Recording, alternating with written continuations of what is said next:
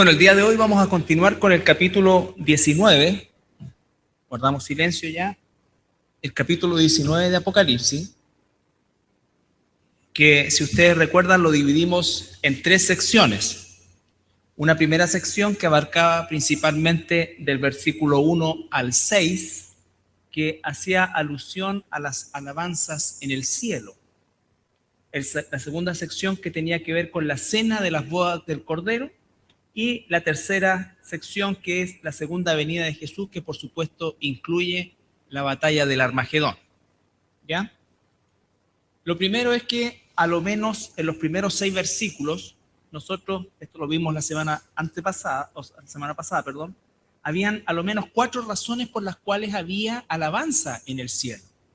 Lo primero era porque la salvación se había expresado de manera plena. ¿Por qué? Porque existe esta palabra metatauta, que significa que terminó el ciclo o el periodo de la gran tribulación, y por lo tanto se comienzan a desatar todas las bendiciones que ahora van a venir sobre los habitantes de la tierra, los sobrevivientes del Señor, más aquellos que hayan quedado. ¿No es cierto? También porque se establece la justicia plena de Dios, porque el Señor, a pesar de que Él es soberano sobre todo, nosotros sabemos que hasta este tiempo Dios le ha permitido a Satanás tener un poder delegado, ilimitado, pero poder al fin y al cabo, para ser el príncipe de la potestad del aire. En ese entonces ya el Señor va a retomar todo el poder y todo el dominio. Y cuarto, dice que hay gran alegría porque las bodas del Cordero han llegado. Entonces, cuando nosotros analizamos estos primeros 6 versículos, yo los invito a que veamos, por ejemplo, en el versículo 1, dice, aleluya, salvación y honra. Versículo 3, otra vez dijeron, aleluya.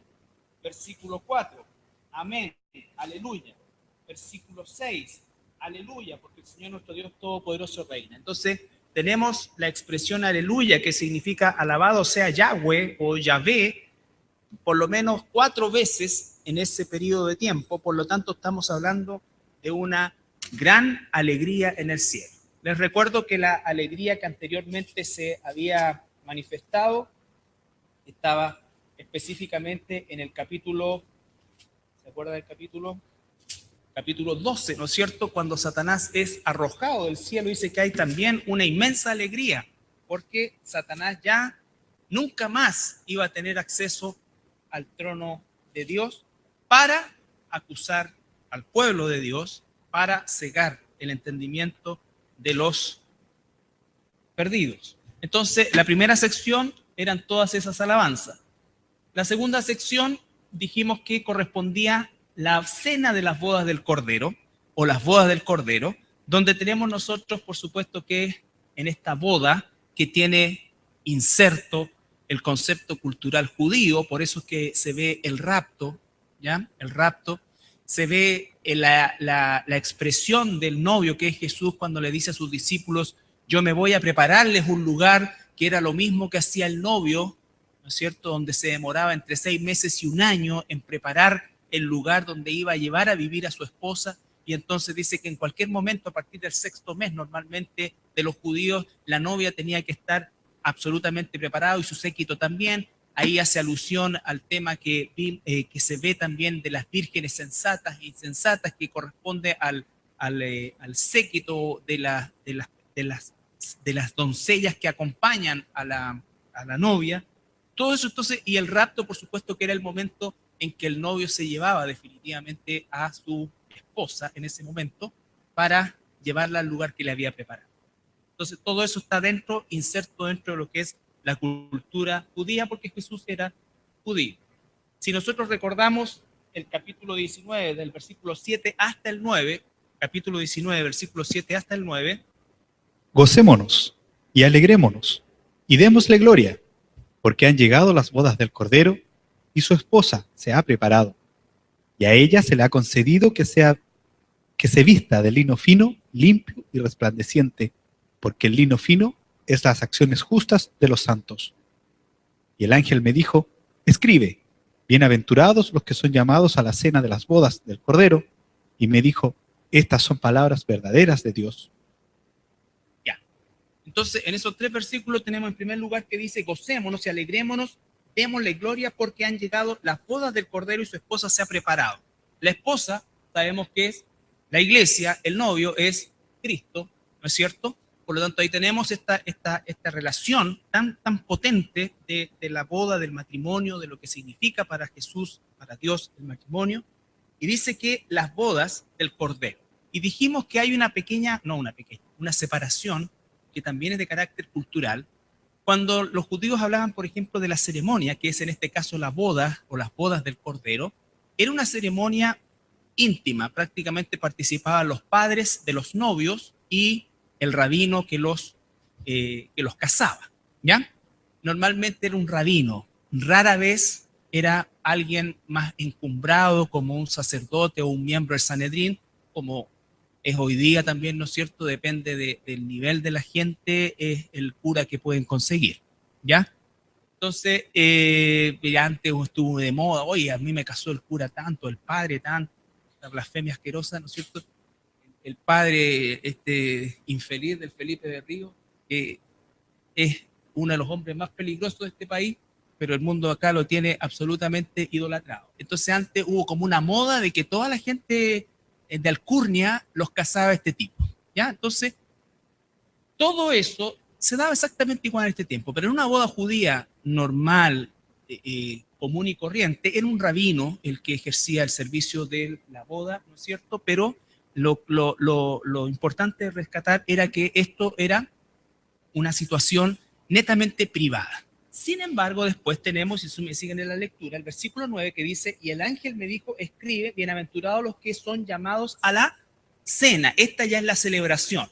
La celebración, por supuesto que era el evento público, la fiesta, que, al igual que lo anterior, dependiendo de los recursos, podía durar un día, algunos días o incluso varias semanas, ¿ya? Porque recuerden que los familiares se transportaban de distintos lugares muchas veces y vivían prácticamente todo el periodo de la boda en la casa de los familiares. Entonces, podía durar, vuelvo a insistir, desde un día a algunos días hasta semanas. Esas eran las fiestas de las bodas y esos llamados a la fiesta o los invitados correspondían, se recuerdan, a todos los santos del Antiguo Testamento que no son parte de la iglesia y a todos los santos de la gran tribulación que tampoco son parte de la iglesia. ¿Estamos? La novia la constituyen todos aquellos que hemos sido salvados por la gracia de Dios desde Pentecostés hasta el rapto. Es decir, la novia, el cuerpo de Cristo todavía no está completo porque todavía estamos aquí nosotros. Cuando se complete ese cuerpo va a ser sacado, dice que vamos a ser recibidos en las nubes del cielo y vamos en primer lugar a pasar por el tribunal de Cristo, que lo vamos a ver la próxima semana, y después las bodas y la cena. En la cena se incorporan todos los santos del Antiguo Testamento y todos los santos que han muerto durante el periodo de la tribulación y gran tribulación. ¿Ya? También en cuerpos glorificados, pero no son parte de la novia. Como dijo Juan el Bautista, él era amigo del novio y se alegraba del matrimonio del novio, pero él no era ni el novio, que decían, tú eres entonces Cristo. No, yo no soy el Cristo, yo soy amigo del novio. Y él extrañamente para los fariseos en ese momento usan analogía del matrimonio. Él dice, no, yo soy amigo del esposo. ¿Ya? No soy la esposa, soy el amigo del esposo y me gozo de este matrimonio. Dando a entender que él no es parte de la esposa, es parte de los invitados, de los amigos del novio. ¿Ya? Y lo que vamos a ver hoy día está desde el versículo 11 al 21, que corresponde a la segunda venida visible de Dios. La primera venida visible de Dios fue con relación al pecado y ocurrió en Belén de Judea, donde Jesús nace como ser humano, ¿no es cierto? Y esa es la primera venida. Y esa venida tenía relación con el pecado. La segunda venida ya no tiene relación con el pecado, sino que él dice que viene a buscar a los que le esperan y a hacer un juicio. Incluye también la batalla, por supuesto, del Armagedón. Vamos a leer Apocalipsis 19, desde el 11 al 21. Entonces vi el cielo abierto, y he aquí un caballo blanco, y el que lo montaba se llamaba Fiel y Verdadero, y con justicia juzga y pelea. Sus ojos eran como llama de fuego, y había en su cabeza muchas diademas, y tenía un nombre escrito que ninguno conocía sino él mismo. Estaba vestido de una ropa teñida en sangre, y su nombre es el Verbo de Dios. Y los ejércitos celestiales, vestidos de lino finísimo, blanco y limpio, le seguían en caballos blancos. De su boca sale una espada aguda, para herir con ella a las naciones, y él las regirá con vara de hierro. Y él pisa el lagar del vino de furor y de la ira del Dios Todopoderoso. Y en su vestidura y en su muslo tiene escrito este nombre: Rey de Reyes y Señor de Señores. Y vi a un ángel que estaba en pie en el sol, y clamó a gran voz, diciendo: a todas las aves que vuelan en medio del cielo, venid y congregaos a la gran cena de Dios, para que comáis carnes de reyes y de capitanes, y carnes de fuertes, carnes de caballos y de sus jinetes, y carnes de todos, libres y esclavos, pequeños y grandes. Y vi a la bestia, a los reyes de la tierra y a sus ejércitos, reunidos para guerrear contra el que montaba el caballo y contra su ejército. Y la bestia fue apresada, y con ella el falso profeta que había hecho delante de ella las señales con las cuales había engañado a los que recibieron la marca de la bestia y habían adorado su imagen. Estos dos fueron lanzados vivos dentro de un lago de fuego que arde con azufre, y los demás fueron muertos con la espada que salía de la boca del que montaba el caballo, y todas las aves se saciaron de las carnes de ellos. Entonces ahí tenemos la segunda parte, o la tercera parte, o la tercera sección en que hemos dividido este capítulo, y encontramos la segunda venida visible de nuestro Señor Jesucristo.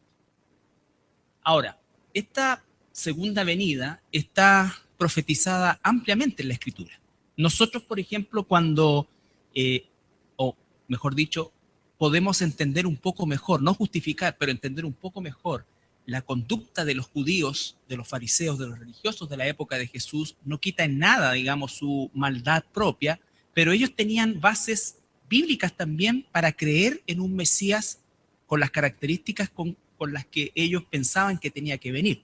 Si nosotros analizamos, por ejemplo, los pasajes que habla de un Mesías glorioso, triunfante, victorioso, ¿no es cierto?, que somete a sus enemigos, encontramos así una cantidad de versículos.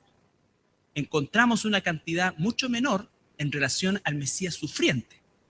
Pero ambas situaciones están en la Escritura. Los judíos llegaron a idolatrar, de alguna manera, si lo puedo decir de alguna forma, la figura de este Mesías triunfante. ¿Por qué? Por la situación en la que ellos estaban viviendo. Pero no estaban siendo tampoco antibíblicos. Recuerden que ellos no tenían el posterior y muy posterior y casi final el día de hoy, que nos permite entender que todos los pasajes mesiánicos que se encuentran en el Antiguo Testamento, especialmente en el libro de Isaías, de Ezequiel, de Zacarías, de Jeremías, ¿no es cierto?, que hablan de este Mesías triunfante, de Joel, dominando, aplastando a sus enemigos, el lagar, dice, de la ira también de sus enemigos, las mismas palabras que usa en Apocalipsis.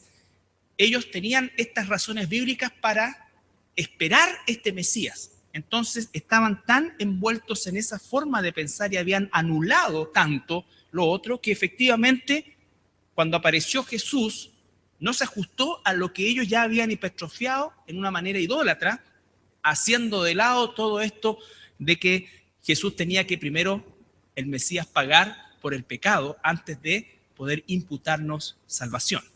La liberación que Jesús vino a hacer la primera vez fue una liberación del pecado, del yugo del pecado, de las consecuencias del pecado. No fue una liberación de carácter nacional hacia Israel, ni tampoco de la opresión para la humanidad. No. De hecho, quien más va a oprimir a la humanidad es el mismo Dios durante este periodo de 7 años. ¿Ya? Entonces, eso también es importante. Y pasa muchas veces también con nosotros, como los cristianos, hablando de nosotros. ¿Por qué? Porque la Biblia dice que Dios es amor, que Dios ama, pero también dice que Dios es fuego consumidor, que Dios castiga, que hay un juicio, que hay un infierno, y a veces los cristianos hipertrofiamos idólatramente esta parte del amor, que de repente cuando nos encontramos con Dios, yo conozco personas que se dicen cristianos y nunca han querido leer el Antiguo Testamento porque les muestra un Dios castigador, imagínense. Entonces, ¿por qué? Porque entonces empiezan a decir, pero es que no creo, es que Dios no puede ser así, y empiezan a tener un autoconvencimiento antibíblico. Y por eso es que cuando se presenta toda la imagen de la voluntad de Dios, resultan muchas veces de carácter traumático. Cuando uno le dice que la palabra juicio aparece más que la palabra amor, ¿no es cierto? Que la Biblia habla de un Dios que también arde en ira, así como arde en amor por su pueblo, también arde en ira. Entonces, todo eso es un complemento de la perfección de Dios, pero puede ser, sobre todo con el sistema de pensamiento. Piensen ustedes, hoy día el gran porcentaje, desgraciadamente, de las iglesias evangélicas predica en relación a esta parte del amor de Dios, llegando a torcer la Escritura, haciendo que la gente crea que Dios lo ama y que no hay nada más importante en el mundo para Dios que nosotros mismos. Entonces nos eleva, como dice en el cartel de una iglesia que dice, aquí tienes un lugar a ti porque tú eres muy importante para Dios. Entonces, toda esa cosa que va en relación al cómo el mundo, son técnicas humanas, técnicas de atraer a la gente. Y todo eso finalmente, aunque sea hecho con la mejor intención, es pecado. Y sale de la voluntad de Dios. No se trata de que seamos unos bodrios y no amemos a la gente, no es así. Pero nosotros no partimos con que Dios te ama, partimos como partió Jesús, arrepiéntete.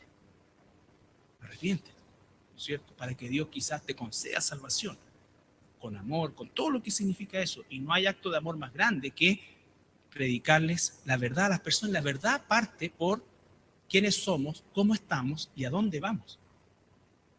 Mientras la persona, el ser humano, no entienda cuál es su condición sin Cristo, es muy difícil que llegue a apreciar alguna vez lo que Cristo hizo por él o por ella en la cruz. Entonces, eso también es importante. Esta segunda venida y los pasajes que vamos a revisar, sobre todo o específicamente del Antiguo Testamento, dicen relación con la visión que tenían los judíos, los fariseos, incluso los apóstoles, incluso Juan el Bautista, cuando dice, anda a decirle, preguntarle si este es el que tenía que venir o tenemos que esperar a otro, porque Juan entró también en una confusión, dado que él era el que anunciaba la venida, y él pensó quizás que al anunciar la venida también tendría parte en esta coronación de Jesús en este reino, y claro que la tiene, pero no a la manera que él quizás llegó a pensar en algún momento. ¿Ya? Vamos a ir a Hebreos capítulo 9, 27 y 28. Esta segunda venida está ampliamente documentada en toda la Biblia. Hebreos capítulo 9, versículo 27 al 28. Y de la manera que está establecido para los hombres que mueran una sola vez, y después de esto el juicio, así también Cristo fue ofrecido una sola vez para llevar los pecados de muchos, y aparecerá por segunda vez, sin relación con el pecado, para salvar a los que le esperan. Ese que lo esperan tiene dos lecturas. Por un lado, nosotros, la iglesia, no estamos esperando la segunda venida visible de Jesús, nosotros estamos esperando el rapto, que no se considera como segunda venida, porque el concepto de primera y segunda venida tiene relación con que todo ojo le verá, ¿no es cierto? Jesús se manifestó a creyentes y no creyentes. En cambio, el rapto es un evento donde Él no viene por nosotros, en el sentido de que no viene a la tierra a buscarnos, sino que dice que nos reunimos con Él en las nubes del cielo. Por lo tanto, este pasaje también tiene aplicación a los que le esperan. Recuerden ustedes, los judíos y todos los que se conviertan durante la gran tribulación y estén vivos todavía, ellos van a poder sacar cálculos como lo hizo el profeta Daniel. El profeta Daniel estaba leyendo, mejor dicho, al profeta Jeremías, y él empezó a sacar cálculo y dijo, falta poco para que se cumplan los 70 años que Dios dispuso de cautividad. Y por eso es que él quebrantó su corazón y comienza a orar por arrepentimiento de su nación. Así también la gente de este tiempo, recuerden que en este momento los judíos que estén vivos, su venda va a estar fuera, ya reconocieron que el anticristo no es el Cristo, reconocieron que verdaderamente, y dice la Escritura, qué cosa, que ellos van a llorar cuando se den cuenta de eso, cuando se les saque el velo, y van a llorar como madre que llora a su primogénito, ¿no es cierto? ¿Por qué? Y mirarán, dice, al que traspasaron. Por lo tanto, ese momento ellos van a decir, bueno, la Escritura dice esto, entonces queda poco tiempo. Quizás no lleguen al día exacto. De hecho, no creo que lleguen al día exacto, pero ellos pueden darse esperanza de que queda poco tiempo para que Dios los libere de eso. Y entonces, ¿qué pasa con esa gente? Le esperan. ¿Por qué? Porque nosotros, la iglesia, ya no le esperamos, ya estamos con Él. La iglesia estamos esperando ser raptados, pero para la iglesia no hay señales. Es un evento que va a ocurrir abruptamente. Nosotros podemos leer los tiempos y saber que estamos cada día más cerca de ese momento. Pero en este caso, ellos sí le esperan en base ya a algo temporal. Pueden decir que quedan 12 meses, 13 meses, 14 meses, 1 año, 2 años, 3 meses. Pronto, ¿ya? Entonces, la palabra que se lee ahí es la palabra optomai, que tiene la misma raíz, el homai, que significa aparición de algo o de alguien, pero visible, ¿ya? Visible. Que es distinto, por ejemplo, de lo que vamos a revisar también, que es la palabra parousia, que es presencia. Por ejemplo, cuando el Espíritu Santo vino a nosotros, esa es una verdad, pero nosotros no vimos al Espíritu Santo, no lo vimos, ¿no es cierto? Sin embargo, sabemos que está, es su presencia. En cambio, la raíz mai, erhomai, optomai, ¿no es cierto? Significa que lo van a ver visiblemente, ¿ya? Entonces, Él aparecerá por segunda vez sin relación con el pecado. Él aparecerá, Él optomai, sin relación con el pecado. Dice que todo ojo le verá. Tenemos otra palabra aquí en Juan 14, 3 y 4. Evangelio de Juan 14, 3 y 4. Y si me fuere y os preparare lugar, vendré otra vez y os tomaré a mí mismo, para que donde yo estoy, vosotros también estéis. Y sabéis a dónde voy, y sabéis el camino. Ay, no. Entonces dice, vendré a vosotros. Vendré a vosotros. Hechos 1:11. Los cuales también le dijeron, varones Galileos, ¿por qué estáis mirando al cielo?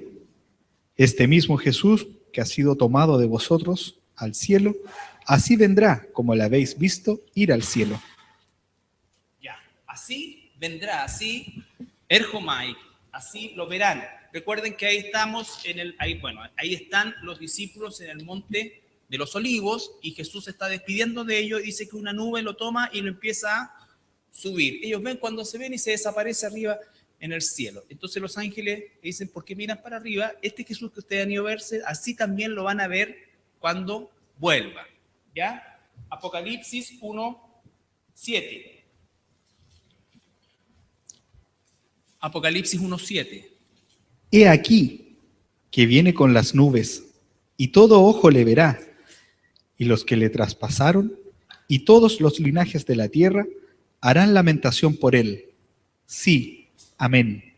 Ya, todo ojo le verá. También dice, él viene en las nubes, se fue en nubes y volverá también rodeado de nubes, ¿ya? Entonces dice que todo ojo le verá. Recuerden, siempre la raíz mai, relacionado con algo visible, ¿ya? Ahora, hay otras palabras que hablan también de la venida de Jesús, pero epifania es una palabra más compleja que no tiene necesariamente una traducción en el español, de hecho no la tiene, pero habla de aparecer y puede ser que ese aparecer, ¿no es cierto?, tenga relación con algo que voy a ver o algo que no voy a ver. Ya es un poco complicado, pero es un poco como lo vamos a ver, por ejemplo, aquí en 1 Timoteo 6:14. Ya les voy a explicar. Que guardes el mandamiento sin mácula ni reprensión hasta la aparición de nuestro Señor Jesucristo. Ya, le está diciendo Pablo a Timoteo, le está diciendo que se comporte de tal manera que guarde el mandamiento en tiempo presente. Tú guarda el mandamiento y dice ¿Hasta cuándo? Hasta cuando aparezca el Señor Jesús. ¿Apareció el Señor Jesús en la vida de Timoteo, de Pablo? No, ¿no es cierto? Entonces él obró sobre algo que no vio, pero que se prometió y es una verdad. Un poco así, ¿ya? Esa es una palabra epifania, la epifania. Nosotros, por ejemplo, estamos esperando ¿qué cosa? La iglesia. El rapto. Y es probable que algunos muramos aquí y no nos vayamos en el rapto, sino que seamos resucitados. Pero ¿cómo es que estamos viviendo? Como si el rapto fuera a ser hoy en la noche. ¿No es cierto? Eso es epifania. Es una aparición, es una certeza de algo que va a suceder en el futuro y que no necesitamos ver, pero tenemos certeza de eso. Es como una concepción futura. Y la otra palabra es parousia. 1 Tesalonicenses 3:3. A ver, 5:23. Léete el 5:23. Y el mismo Dios de paz os santifique por completo, y todo vuestro ser, espíritu, alma y cuerpo, sea guardado irreprensible para la venida de nuestro Señor Jesucristo. Versículo 24. Fiel es el que os llama, el cual también lo hará. Otra vez, ¿no es cierto? Estas dos palabras también, o estas expresiones son muy similares. Dice, y el mismo Dios de paz santifique por completo, y abra todo vuestro espíritu, alma y cuerpo, tiempo presente, sea guardado irreprensible para la venida. Los discípulos vivían como si la venida de Jesús iba a ser en su tiempo. Entonces, han pasado 2000 años y por eso es que Pedro después más adelante lo empiezan los burladores a decir, hemos esperado tanto tiempo y todavía nada sucede. El cristiano debe vivir como que si estos eventos fueran a suceder en su época, en su tiempo, ¿ya? Entonces, una aparición que no ocurre en el momento presente y que probablemente no ocurra durante toda la vida de la persona o del personaje, pero que tenemos certeza que ocurrirá. ¿No es cierto? Nosotros, la iglesia, tenemos certeza que Dios va a sacarnos en el rapto, por todos los elementos bíblicos que tenemos. Sin embargo, muchos ya han muerto sin haber visto haber llegado al cielo de esa manera. ¿Ya? Haber llegado al cielo de esa manera. Bueno, todo esto para decirles que efectivamente el concepto de la aparición de el Señor Jesucristo y el regreso del Señor Jesucristo está ampliamente difundido en toda la Escritura. Esa es una certeza que todo cristiano debe tener. El Señor vendrá por su iglesia y después vendrá al final de ese periodo de tribulación visiblemente y dice que todo ojo le verá. ¿Ya? Aun cuando pasaran 1000 años más, Jesús vendrá. ¿Ya? Ahora, ¿cuáles son los propósitos de su segunda venida? Antes de meternos de lleno la próxima semana ya al texto de la capa manchada con sangre, el dicho en el muslo, ¿no es cierto? La escritura en el muslo. Lo primero que nosotros tenemos que saber cuál es el propósito de su segunda venida. La primera venida de Jesús tenía un propósito bien definido. Jesús hizo muchas cosas. De hecho, el Evangelio de Juan dice que hizo tantas cosas que, en un eufemismo característico de la literatura o de la forma de escribir de los judíos, dice que hizo tantas cosas que si se pudieran escribir no cabrían en los libros de la tierra. ¿Ya? Entonces eso es una figura literaria, pero que dice que hizo mucho más de lo que quedó registrado. Sin embargo, a pesar de todo lo que hizo, él traía una misión específica y un propósito específico que nunca jamás dejó de decírselo a sus discípulos.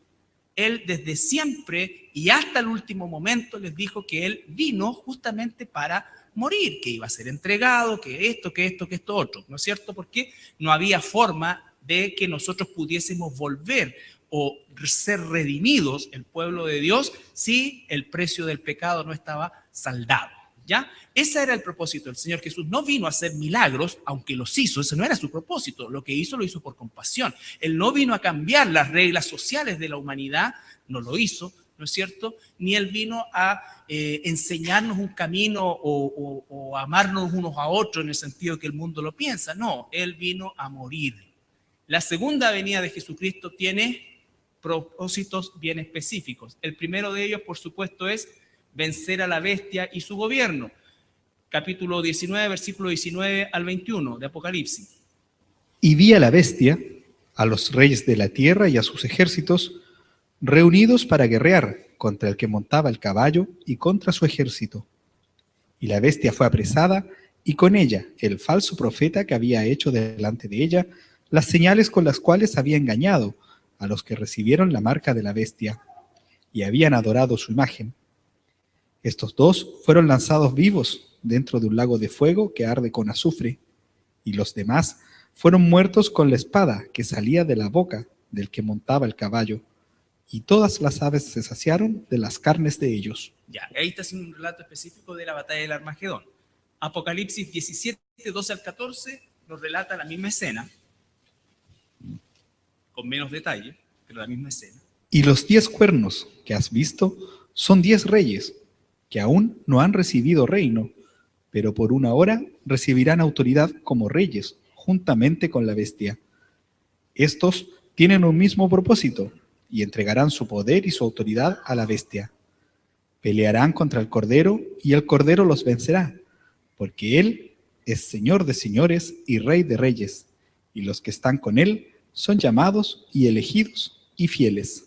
Son llamados y elegidos y fieles. Esa es la iglesia, somos nosotros, ¿ya?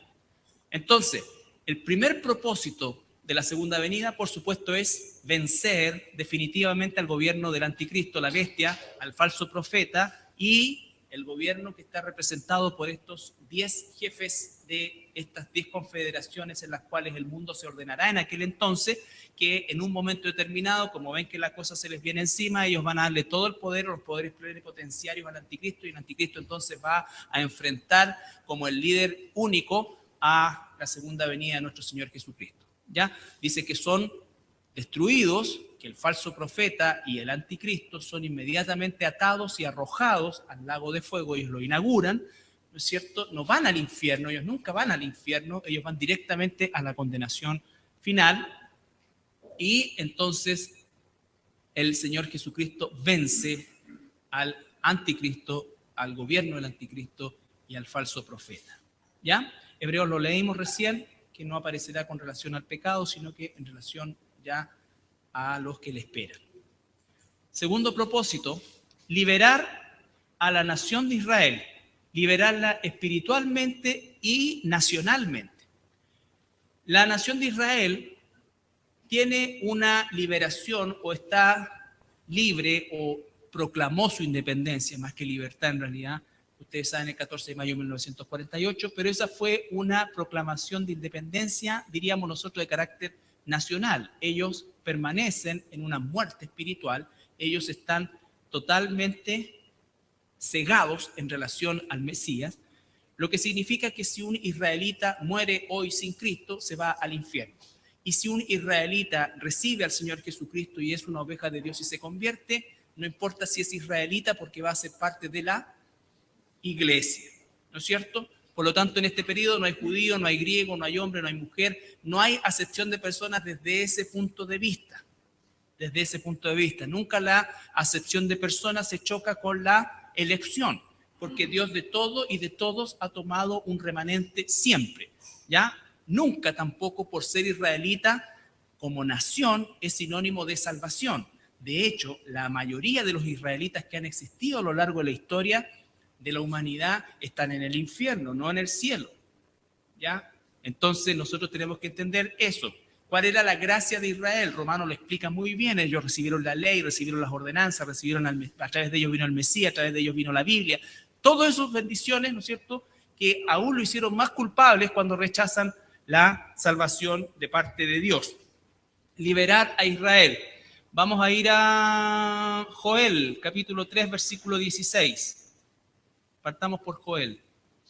Y Jehová rugirá desde Sión, y dará su voz desde Jerusalén, y temblarán los cielos y la tierra, pero Jehová será la esperanza de su pueblo, y la fortaleza de los hijos de Israel. Ya, en ese tiempo, los hijos de Israel, de ese tiempo, ¿no es cierto?, que estén vivos en ese tiempo, es muy probable que todos alcancen salvación. El velo va a ser sacado, recuerden, va a empezar la persecución del anticristo. Otros van a quedarse con el anticristo y se van a marcar. Muchos judíos también se van a marcar, muchos israelitas también se van a marcar. Pero los que queden en ese tiempo, que lo vamos a entender bien, son los que en definitiva van a esperar, junto con los no judíos que también se convirtieron. Son ese remanente que va a esperar. Supongamos, la tierra hoy día tiene 7.000 millones de habitantes más o menos. Supongamos que después del rapto queden, seamos optimistas, 6.000 millones, que 1.000 millones se vayan con el Señor. Ya en una cifra estratosférica, pero 1.000 millones se van con el Señor, quedan 6.000. Que por causa de los infartos y todo, y la vieja que se quedó sin el esposo y así, toda la cosa, todo eso, ya otros tantos millones, y que entren a este periodo de la tribulación, ponle tú 5.500 millones. Durante todo el periodo de la tribulación va a morir muchísima gente, ponle que al final de esos 5.500 millones o 5.000 millones queden 300 millones, lo cual significa una mortandad, pero inédita en un corto periodo de tiempo, ¿ya? Sin parangón alguno, porque tampoco nunca habían habido tantos habitantes sobre la Tierra. Ahora, de esos 300 millones que queden, que van a estar dispersos en todo el planeta, de esos 300 millones van a sobrevivir 100, de esos 100 van a haber 30 millones de gentiles y otro remanente de judíos, y entonces va a trabajar todos estos versículos que se están trabajando ya en este periodo. Estamos hablando sobre la base de una población sumamente reducida ya en el planeta, Esto también es importante cuando veamos el tema del juicio también que viene a establecer el Señor. ¿Ya? Entonces, siempre sobre el remanente. Está hablando sobre ese pueblo, la esperanza de ese pueblo que va quedando de Israel. Dios, ¿no es cierto?, se está refiriendo a esa esperanza, Joel, de ese pueblo. No del pueblo de Israel de hoy. El Israel de hoy no está esperando al Mesías bíblico, él está esperando inconscientemente, su Mesías va a ser el anticristo, porque ellos están esperando la liberación del total territorio de Jerusalén, está esperando, ¿no es cierto?, que se firme ese tratado de paz y están esperando prosperar y progresar económicamente en el mundo. Esa es la esperanza que tiene Israel el día de hoy, dicho sea de paso, es la esperanza de todos los países del mundo. Pero no es eso esperanza, porque en ese momento el remanente, imagínense ustedes, ¿qué esperanza pueden tener que no sea la esperanza de Dios? Zacarías 12, 7 al 9.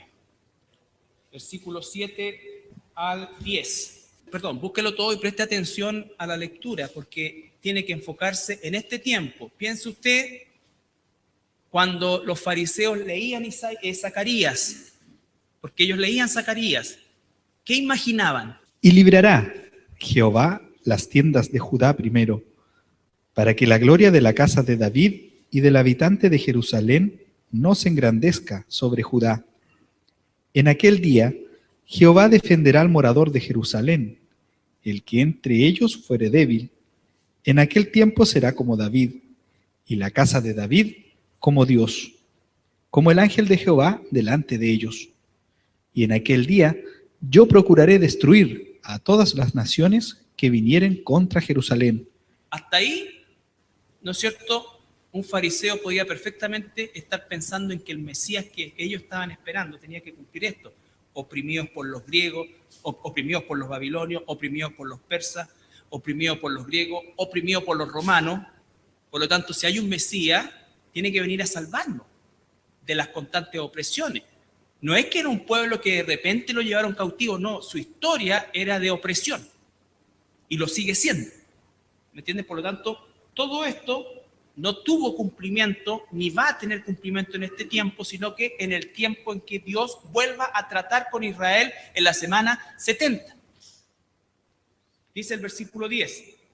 Y derramaré sobre la casa de David y sobre los moradores de Jerusalén espíritu de gracia y de oración, y mirarán a mí, a quien traspasaron, y llorarán como se llora por hijo unigénito, afligiéndose por él, como quien se aflige por el primogénito. ¿Estamos? Entonces, en aquel día, se está refiriendo a este día. Hoy día los judíos miran a Jesús, no lo miran, menos van a llorar por él. Entonces, en aquel día, cuando el velo les sea quitado, ese pueblo, ese remanente que tiene la esperanza de redención, dice qué cosa, que va a llorar porque se dio cuenta que al que traspasaron sus antepasados allá y que ellos han traspasado rechazándolo durante toda su historia como nación, es el Mesías. Y entonces van a llorar, pero a la vez van a tener esperanza de redención. ¿Ya? Pero van a llorar amargamente porque se van a dar cuenta del inmenso error que cometieron. Que los antepasados lo atravesaron físicamente y lo rechazaron, pero ellos como nación los han rechazado hasta el día de hoy. Por eso es que no hay nación en el mundo más difícil de evangelizar que la nación de Israel. La nación de Israel. Capítulo 14, versículo 3 y 4. Desde el versículo 1 al 4. He aquí, el día de Jehová viene, y en medio de ti serán repartidos todos tus despojos, porque yo reuniré a todas las naciones para combatir contra Jerusalén, y la ciudad será tomada, y serán saqueadas las casas, y violadas las mujeres, y la mitad de la ciudad irá en cautiverio, mas el resto del pueblo no será cortado de la ciudad. Después saldrá Jehová y peleará con aquellas naciones como peleó en el día de la batalla.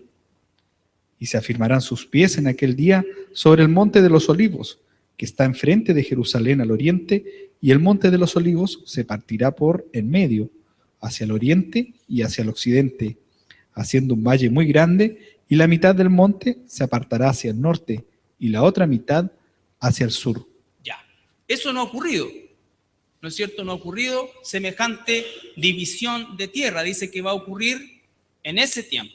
Por eso es que el Señor le dice a los judíos o a los israelitas en ese tiempo, huyan a los montes. Se está refiriendo a la colina montañosa que está en el Monte de los Olivos. El Monte de los Olivos es uno de los muchos montes que hay. Lo más probable es que cuando Jesús coloque sus pies, dice que va a haber un terremoto y se va a partir. Entonces, de la ciudad de Jerusalén al Monte de los Olivos o a esa cadena de monte, hay un valle, ¿no es cierto? Y ese valle seguramente se va a hundir mucho más. Ya por eso también le dice, huyan a los montes para protegerse de eso. Pero está hablando justamente de este momento en el cual va a venir, que es la esperanza de Israel. Por último, Romanos 11, 25 al 27.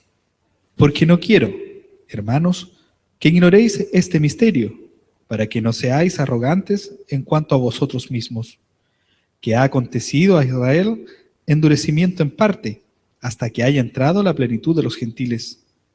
Y luego todo Israel será salvo, como está escrito. Vendrá de Sión el libertador, que apartará de Jacob la impiedad. Y este será mi pacto con ellos, cuando yo quite sus pecados. Ese todo Israel será salvo se está refiriendo al remanente de ese tiempo, a todo el remanente de ese tiempo. Parte final de la segunda mitad de los 7 años de la semana 70 de la profecía de Daniel, ¿no es cierto?, que corresponde al periodo que llamamos nosotros la gran tribulación. La tribulación llamamos los 7 años, la gran tribulación la segunda mitad. ¿Por qué? Porque los juicios más severos de parte de Dios ocurren en esa segunda mitad. Ese remanente que sobreviva en ese entonces, ¿no es cierto?, son ese remanente que dice que todo Israel va a ser salvo. Ese es el todo Israel. No es un pasaje que se aplique a hoy, no es un pasaje que se aplicó antes, es un pasaje que está exclusivamente puesto ahí cuando Dios haga cuentas con Israel y finalmente dice qué cosa, que quite el pecado de ellos. ¿Ha quitado el pecado de ellos hoy día? No. ¿Cuál pecado? El no reconocer al Mesías. Porque podríamos decir, ellos son pecadores, sí, nosotros también somos pecadores, pero ¿cuál es el pecado? El pecado que finalmente te condena es el no reconocer a Jesús como el Mesías, como quien es. ¿Ya? Entonces, propósito 1, vencer a la bestia, su gobierno.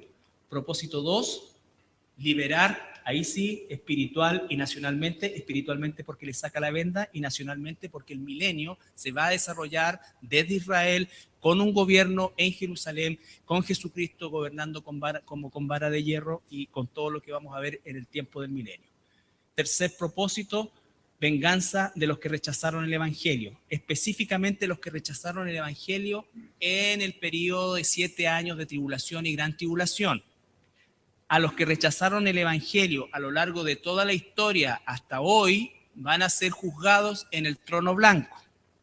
¿Estamos? Entonces siempre remitido al periodo de los 7 años. Y juzgar a las naciones. Mateo 25, 31 al 33. Los otros pasajes los leen antes de ver el resumen del Festival de Viña. Isaías 2, 19 al 21.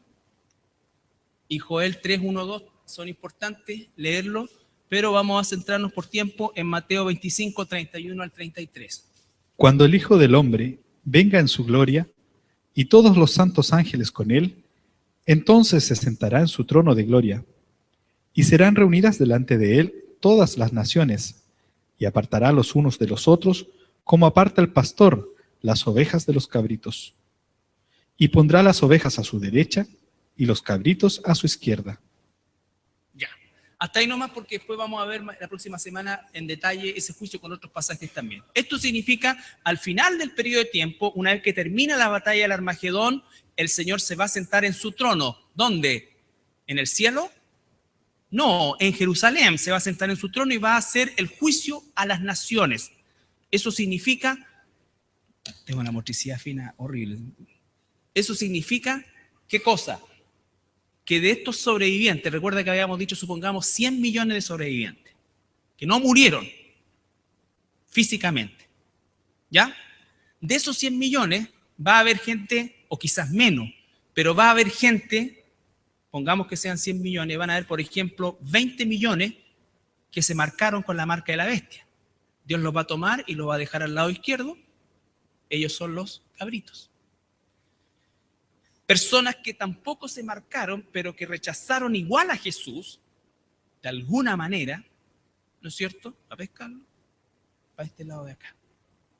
Y las ovejas, todos aquellos que resistieron y que vivieron, ¿no es cierto? Y que guardaron la fe hasta el final. Recuerden que cuando la palabra dice el que persevere hasta el fin será salvo, se está refiriendo a ese momento en el cual ellos tienen que resistir para no ser marcados. Entonces, esos son las ovejas. Ese es el juicio a las naciones. Este grupo de 10 millones, de 5 millones, de 1 millón, suponte tú, de sobrevivientes en el planeta, van a ser todos llevados a Jerusalén y van a ser juzgados. Y entonces, aquellos que son cabritos son arrojados al infierno y los que son ovejas van a entrar al reino como seres humanos. Y a ese grupo indeterminado de personas se les van a sumar los que el Señor tiene guardados y protegidos, que son israelitas de las 12 tribus que están guardados y resguardados en alguna parte del desierto. ¿Ya? Y entonces ellos son los habitantes humanos que van a comenzar el siguiente ciclo de la historia humana, que es el milenio, donde el Señor Jesucristo va a gobernar desde Jerusalén con vara de hierro.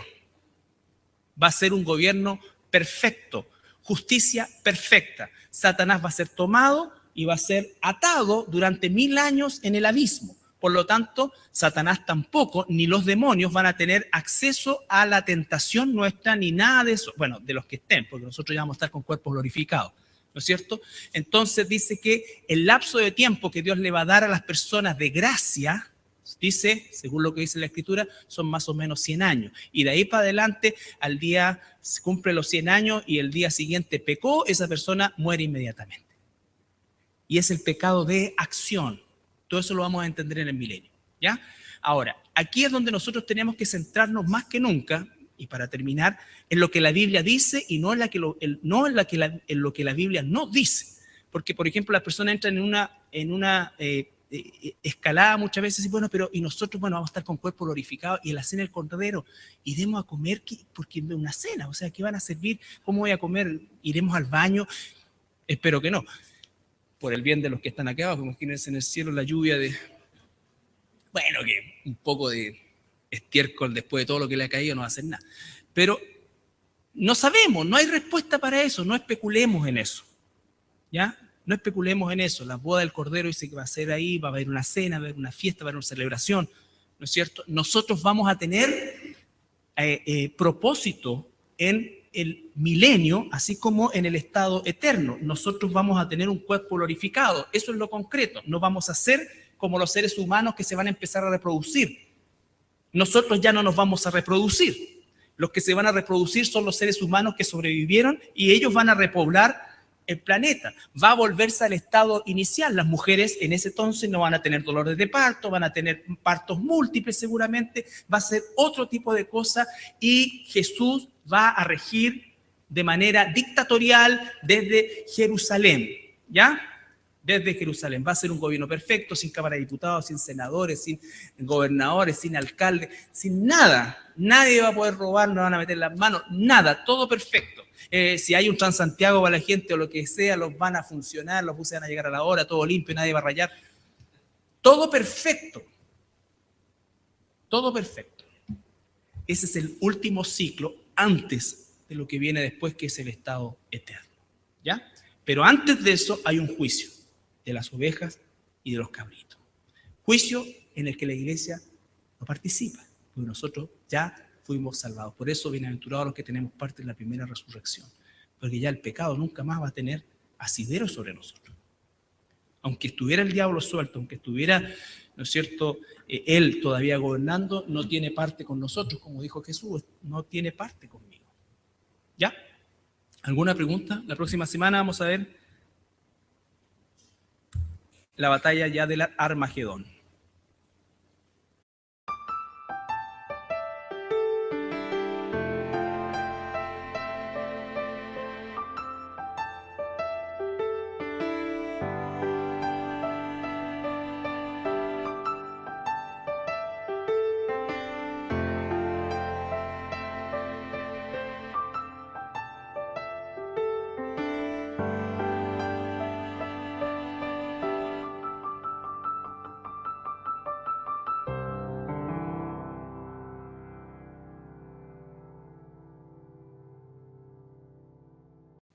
Bueno, el día de hoy vamos a continuar con el capítulo 19.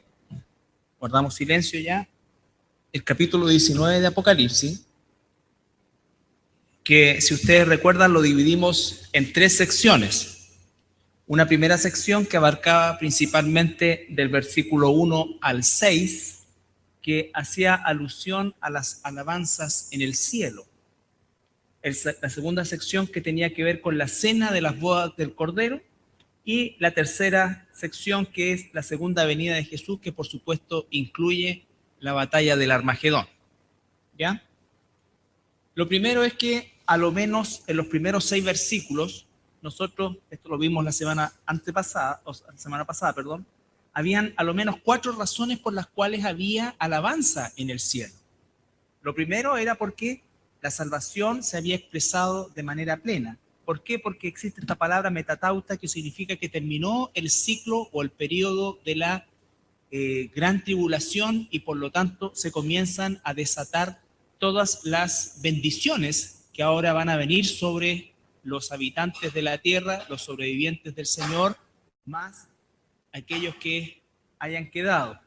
¿No es cierto? También porque se establece la justicia plena de Dios, porque el Señor, a pesar de que Él es soberano sobre... Cuando los judíos hablaban, por ejemplo, de la ceremonia, que es en este caso la boda o las bodas del Cordero, era una ceremonia íntima, prácticamente participaban los padres de los novios y el rabino que los casaba, ¿ya?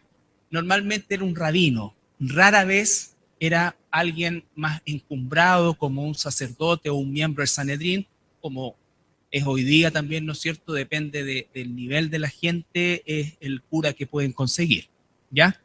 Entonces, ya antes estuvo de moda, oye, a mí me casó el cura tanto, el padre tanto, la blasfemia asquerosa, ¿no es cierto? El padre infeliz del Felipe de Río, que es uno de los hombres más peligrosos de este país, pero el mundo acá lo tiene absolutamente idolatrado. Entonces antes hubo como una moda de que toda la gente de alcurnia los casaba este tipo, ¿ya? Entonces, todo eso se daba exactamente igual en este tiempo, pero en una boda judía normal, común y corriente, era un rabino el que ejercía el servicio de la boda, ¿no es cierto? Pero lo importante de rescatar era que esto era una situación netamente privada. Sin embargo, después tenemos, y si me siguen en la lectura, el versículo 9 que dice, y el ángel me dijo, escribe, bienaventurados los que son llamados a la cena. Esta ya es la celebración. La celebración, por supuesto que era el evento público, la fiesta, que, al igual que lo anterior, dependiendo de los recursos, podía durar un día, algunos días o incluso varias semanas, ¿ya? Porque recuerden que los familiares se transportaban de distintos lugares muchas veces y vivían prácticamente todo el periodo de la boda en la casa de los familiares. Entonces, podía durar, vuelvo a insistir, desde un día a algunos días hasta semanas. Esas eran las fiestas de las bodas y esos llamados a la fiesta o los invitados correspondían, se recuerdan, a todo de todo. Nosotros sabemos que hasta este tiempo Dios le ha permitido a Satanás tener un poder delegado, ilimitado, pero poder al fin y al cabo, para ser el príncipe de la potestad del aire. En ese entonces ya el Señor va a retomar todo el poder y todo el dominio. Y cuarto, dice que hay gran alegría porque las bodas del Cordero han llegado. Entonces, cuando nosotros analizamos estos primeros 6 versículos, yo los invito a que veamos, por ejemplo, en el versículo 1, dice, aleluya, salvación y honra. Versículo 3, otra vez dijeron, aleluya. Versículo 4, amén, aleluya. Versículo 6, aleluya, porque el Señor nuestro Dios Todopoderoso reina. Entonces, tenemos la expresión aleluya, que significa alabado sea Yahweh o Yahvé, por lo menos 4 veces en ese periodo de tiempo. Por lo tanto, estamos hablando de una gran alegría en el cielo. Les recuerdo que la alegría que anteriormente se había manifestado estaba específicamente en el capítulo, ¿se acuerda del capítulo? Capítulo 12, ¿no es cierto? Cuando Satanás es arrojado del cielo, dice que hay también una inmensa alegría, porque Satanás ya nunca más iba a tener acceso al trono de Dios para acusar al pueblo de Dios, para cegar el entendimiento de los perdidos. Entonces, la primera sección eran todas esas alabanzas. La segunda sección dijimos que correspondía la cena de las bodas del Cordero, o las bodas del Cordero, donde tenemos nosotros, por supuesto, que en esta boda que tiene inserto el concepto cultural judío, por eso es que se ve el rapto, ¿ya? El rapto, se ve la expresión del novio, que es Jesús, cuando le dice a sus discípulos, yo me voy a prepararles un lugar, que era lo mismo que hacía el novio, ¿no es cierto?, donde se demoraba entre 6 meses y 1 año en preparar el lugar donde iba a llevar a vivir a su esposa. Y entonces dice que en cualquier momento, a partir del 6º mes, normalmente de los judíos, la novia tenía que estar absolutamente preparado y su séquito también. Ahí hace alusión al tema que se ve también de las vírgenes sensatas e insensatas, que corresponde al séquito de las doncellas que acompañan a la novia. Todo eso entonces, y el rapto, por supuesto, que era el momento en que el novio se llevaba definitivamente a su esposa en ese momento para llevarla al lugar que le había preparado. Entonces, todo eso está dentro, inserto dentro de lo que es la cultura judía, porque Jesús era judío. Si nosotros recordamos el capítulo 19, del versículo 7 hasta el 9, capítulo 19, versículo 7 hasta el 9, gocémonos y alegrémonos y démosle gloria, porque han llegado las bodas del Cordero y su esposa se ha preparado. Y a ella se le ha concedido que se vista de lino fino, limpio y resplandeciente, porque el lino fino es las acciones justas de los santos. Y el ángel me dijo, escribe, bienaventurados los que son llamados a la cena de las bodas del Cordero. Y me dijo, estas son palabras verdaderas de Dios. Ya. Entonces, en esos 3 versículos tenemos en primer lugar que dice, gocémonos y alegrémonos, démosle gloria porque han llegado las bodas del Cordero y su esposa se ha preparado. La esposa, sabemos que es la iglesia, el novio es Cristo, ¿no es cierto? Por lo tanto, ahí tenemos esta relación tan potente de la boda, del matrimonio, de lo que significa para Jesús, para Dios, el matrimonio. Y dice que las bodas del Cordero. Y dijimos que hay una separación que también es de carácter cultural, los santos del Antiguo Testamento, que no son parte de la iglesia, y a todos los santos de la gran tribulación, que tampoco son parte de la iglesia. ¿Estamos? La novia la constituyen todos aquellos que hemos sido salvados por la gracia de Dios desde Pentecostés hasta el rapto. Es decir, la novia, el cuerpo de Cristo, todavía no está completo porque todavía estamos aquí nosotros. Cuando se complete ese cuerpo, va a ser sacado, dice que vamos a ser recibidos en las nubes del cielo y vamos en primer lugar a pasar por el tribunal de Cristo, que lo vamos a ver la próxima semana, y después las bodas y la cena. En la cena se incorporan todos los santos del Antiguo Testamento y todos los santos que han muerto durante el periodo de la tribulación y gran tribulación. ¿Ya? También en cuerpos glorificados, pero no son parte de la novia. Como dijo Juan el Bautista, él era amigo del novio y se alegraba del matrimonio del novio, pero él no era ni el novio, que decían, tú eres entonces Cristo. No, yo no soy el Cristo, yo soy amigo del novio. Y él extrañamente para los fariseos en ese momento usan analogía del matrimonio. Él dice, no, yo soy amigo del esposo. ¿Ya? No soy la esposa, soy el amigo del esposo y me gozo de este matrimonio. Dando a entender que él no es parte de la esposa, es parte de los invitados, de los amigos del novio. ¿Ya? Y lo que vamos a ver hoy día está desde el versículo 11 al 21, que corresponde a la segunda venida visible de Dios. La primera venida visible de Dios fue con relación al pecado y ocurrió en Belén de Judea, donde Jesús nace como ser humano, ¿no es cierto? Y esa es la primera venida. Y esa venida tenía relación con el pecado. La segunda venida ya no tiene relación con el pecado, sino que él dice que viene a buscar a los que le esperan y a hacer un juicio. Incluye también